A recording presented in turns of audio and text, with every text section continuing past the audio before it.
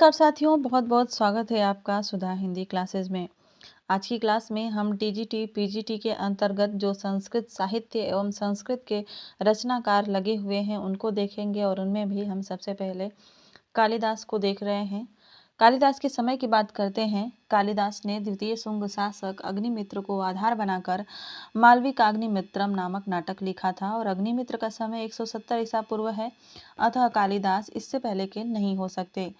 बाणभट्ट ने हर्षचरित में कालिदास का उल्लेख किया है तथा पुलकेशिन द्वितीय के ऐहोल अभिलेख में भी कालिदास का जिक्र किया गया है। अतः इन स्रोतों के आधार पर कालिदास का समय प्रथम शताब्दी ईसा पूर्व से छठी शताब्दी के मध्य माना जा सकता है।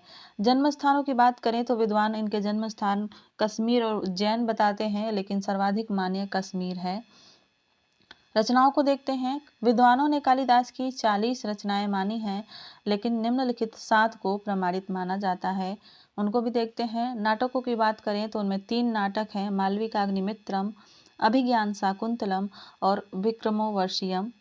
मालविकाग्निमित्रम इनका प्रथम नाटक है। महाकाव्य इन्होंने 2 लिखे हैं, रघुवंशम एवं कुमार संभवम। खंडकाव्य की बात करें तो इन्होंने 2 लिखे हैं, ऋतु संहार एवं मेघदूतम। ऋतु संहार जो है कालिदास की प्रथम रचना है। आगे बढ़ते हैं और सबसे पहले मालविकाग्निमित्रम के बारे में जानते हैं। उतने ही तथ्य हम लोग जानेंगे जितना परीक्षाओं में पूछा जाता है। कालिदास द्वारा रचित प्रथम नाटक है मालविकाग्निमित्रम और इसमें 5 अंक हैं। इसमें मालव देश की राजकुमारी मालविका तथा विदिशा के शासक अग्निमित्र के प्रेम और विवाह का चित्रण मिलता है। इसका उद्देश्य राजमहलों के षड्यंत्रों का उन्मूलन करना है।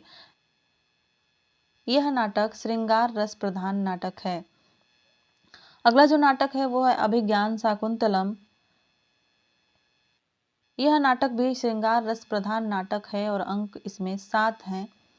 कथा की बात करें तो इसमें राजा दुष्यंत और शकुंतला के प्रणय, विवाह, विरह और पुनर्मिलन का चित्रण है। कथा का आधार महाभारत का आदि पर्व है। आदि पर्व में एक उपाख्यान आता है, शकुंतलोपाख्यान, उसी से इसकी कथा ली गई है। अगला जो नाटक है वो है विक्रमोर्वशीयम। इस नाटक में 5 अंक हैं और इसकी कथा प्रतिष्ठान देश के शासक पुरुरवा एवं स्वर्ग की अप्सरा उर्वशी के विवाह का चित्रण इसमें हुआ है। कथानक का आधार क्या है? ऋग्वेद के 10वें मंडल के 65वें सूक्त में पुरुरवा व उर्वशी की कथा आती है, तो उसी से इसको कालिदास ने ग्रहण किया है।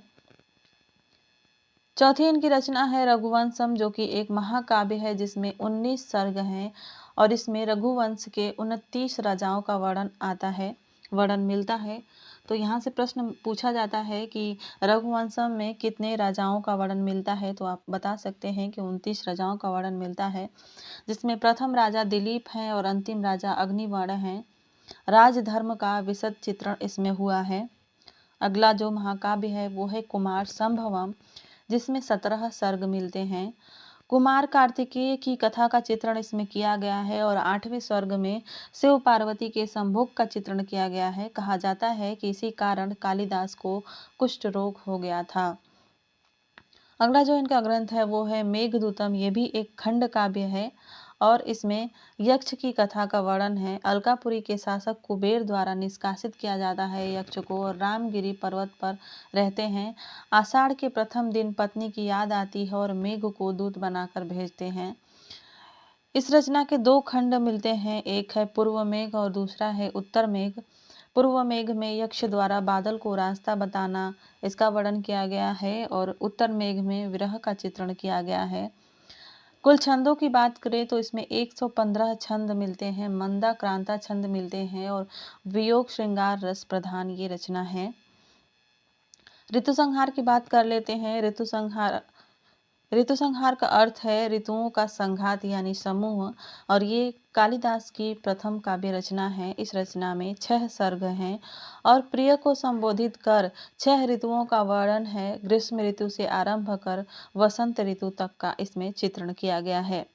तो आशा है आपको ये जानकारी अच्छी लगी होगी। अच्छी लगी तो क्लास को लाइक ज़रूर करिएगा और चैनल पर पहली बार आए हैं तो सब्सक्राइब भी कर लीजिएगा, इससे आपकी परीक्षा की तैयारी में मदद मिलेगी। अगले जो हम कवि को देखने वाले हैं, संस्कृत के रचनाकार को देखने वाले हैं, वे हैं भवभूति। इनका समय 650 से 750 के बीच माना जाता है और जन्म स्थान दक्षिणी भारत का पद्मपुर नगर है। मूल नाम की बात करें तो इनके मूल नाम है श्रीकंठ और भट्ट श्रीकंठ। दार्शनिक नाम है इनका उदुम्बर, उम्बेक और उम्बिकाचार्य। इनकी इन्हें बहुत सारी उपाधियां भी प्राप्त थी, जैसे कि पदवाक्य प्रमाणज्ञ। ऐसी मान्यता है कि यह उपाधि इन्हें इनके आश्रयदाता शासक यशोवर्मा ने दी थी। वश्यवाक, इन्होंने महावीर चरितम रचना जो इनकी है उसी में इन्होंने स्वयं को वश्यवाक कहा है और उत्तर रामचरितम में इन्होंने स्वयं को परिणत प्रज्ञ कहा है। शिखरणी कवि भी इनको कहा जाता है। इनके दादा यानी पितामह का नाम भट्ट गोपाल था और पिता का नाम नीलकंठ, ये पूछा जा चुका है। माता का नाम जतुकर्ण था और गुरु का नाम ज्ञान निधि व कुमारिल भट्ट था। इनके पिता का नाम नीलकंठ परीक्षा में पूछा जा चुका है, इसको भी आप लोग ध्यान रखिएगा। भवभूति से संबंधित कुछ विशेष तथ्यों को देखेंगे, जैसे भवभूति की प्रिय रीति गौड़ी रीति है और उत्तर रामचरितम में गौड़ी एवं वैदर्भी रीतियों का समन्वय हुआ है। भवभूति का प्रिय रस करुण रस है और प्रिय काव्य गुण ओज गुण है। प्रिय छंद की बात करें तो इनका प्रिय छंद है अनुष्टुप और शिखरणी। क्षेमेंद्र ने सुवृत्त तिलक में भवभूति के शिखरणी की प्रशंसा करते हुए कहा है, भवभूते शिखरणी निर्लग तरंगिणी रुचिरा घन संदर्भे या मयूरी नृत्यति। इनके नाटकों में अभिधा शब्द शक्ति की प्रधानता मिलती है। रचनाओं की बात करें तो इनकी रचनाएं हैं मालती माधवम, महावीर चरितम और उत्तर रामचरितम। सबसे पहले देखते हैं मालती माधवम को। मालती माधवम का काव्य रूप प्रकरण है और इसके 10 अंक हैं। कथानक की बात करें तो मालती एवं माधव के प्रेम का एवं विरह का चित्रण मिलता है। पात्रों की बात करें तो नायिका मालती है, नायक माधव हैं। भूरिवसु, देवरात, अघोरघंट, नंदन, कामंदकी, मदयंतिका, मकरंद, ये इसके प्रधान पात्र हैं। श्रृंगार रस प्रधान रचना है और काव्य कला की दृष्टि से साधारण रचना है और भवभूति की प्रथम रचना है, इसको भी आप लोग याद रखिएगा।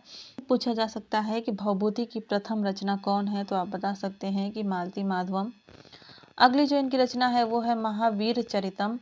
इसका काव्य रूप नाटक है और इसमें कुल 7 अंक हैं। इसका कथानक राम के राज्याभिषेक की कथा का इसमें वर्णन किया गया है और राम द्वारा शिव धनुष तोड़कर सीता का वरण करना, फिर रावण का क्रुद्ध होना, रावण द्वारा परशुराम को भड़काकर भेजना, उसके बाद शूर्पणखा को मंथरा के वेश में भेजना और बाली को भड़काना और फिर बाली वध, सीता हरण, राम रावण का युद्ध, राम का अयोध्या लौटना इत्यादि का इसमें वर्णन मिलता है। उत्तर रामचरितम की बात करें तो इसका भी काव्य रूप नाटक है और इसमें 7 अंक हैं। प्रथम अंक में राम को दुर्मुख नामक दूत से सीतापवाद की सूचना मिलना और राम द्वारा सीता का परित्याग किया जाता है। द्वितीय अंक में सीता के परित्याग के 12 वर्षों बाद द्वितीय अंक का आरंभ किया जाता है और आत्रेयी व वासंती का संभाषण शुरू होता है। राम के द्वारा अश्वमेध यज्ञ किया जाता है और वाल्मीकि द्वारा लव कुश को का पालन करना दिखाया गया है। राम द्वारा दंडकारण्य में शंभू का वध किया जाता है। द्वितीय अंक में इसका वर्णन मिलता है। तृतीय अंक में तमसा व मुरला नदियों के आपसी वार्तालाप से आरंभ किया गया है और सीता का प्राण विसर्जन करने के लिए गंगा में कूदना और गंगा द्वारा लव कुश को वाल्मीकि को समर्पित करना, गंगा द्वारा सीता को सूर्य की उपासना के लिए कहना इत्यादि का इसमें वर्णन किया गया है। चतुर्थ अंक में वाल्मीकि आश्रम में कौशल्या, जनक, वशिष्ठ का आगमन होता है। पंचम अंक में यज्ञाश्व के रक्षक चंद्रकेतु से वाद विवाद होता है और षष्ठ अंक में विद्याधर युगल द्वारा युद्ध का वर्णन किया गया है। सप्तम अंक में गर्भांग नाटक का प्रयोग किया गया है, जिसमें वाल्मीकि की योजना से राम व सीता का मिलन होता है।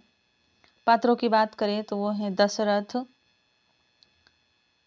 पात्र हैं दशरथ, शांता जो कि दशरथ की पुत्री हैं, अष्टावक्र, उर्मिला, सीता, चित्रकार अर्जुन, लक्ष्मण का पुत्र चंद्रकेतु, शंबुक जो कि एक शूद्र तपस्वी था, वासंती, अरुंधति, ये वशिष्ठ ऋषि की पत्नी हैं। अगस्त्य, लोपामुद्रा अगस्त्य की पत्नी हैं। राम जो कि नायक हैं। तमसा, मुरला जो कि नदियां हैं। सुमंत्र चंद्रकेतु का सारथी है और आत्रेयी तपस्विनी है। विशेष तथ्यों की बात करें तो इसके रचनाकार है भवभूति और इसमें भी कुल 7 अंक हैं। ये नाटक विधा की रचना है और प्रधान रस इसका करुण रस है। उपजीव्य यानी आधार ग्रंथ है वाल्मीकि रामायण का उत्तरकांड और पद्म पुराण का पाताल खंड। 38 तरह के अलंकारों का इसमें प्रयोग हुआ है। प्रमुख अलंकार हैं उपमा, उत्प्रेक्षा, काव्यलिंग और अर्थांतरन्यास। 19 तरह के छंदों का भी प्रयोग हुआ है और इसमें छंदों की बात करें तो कुल छंद है 256। इसमें अनुष्टुप छंद 84 बार, शिखंडी छंद जो है 30 बार, बसंत तिलका 26 बार और शार्दूल विक्रीडित 25 बार आया है। नमस्कारात्मक मंगलाचरण हुआ है और कुल पात्रों की संख्या इसमें 30 है। इसके अतिरिक्त 6 पात्रों का केवल उल्लेख हुआ है। तो आज की क्लास में बस इतना ही। मिलते हैं अगली क्लास में, तब तक के लिए धन्यवाद। अपना ख्याल रखिएगा।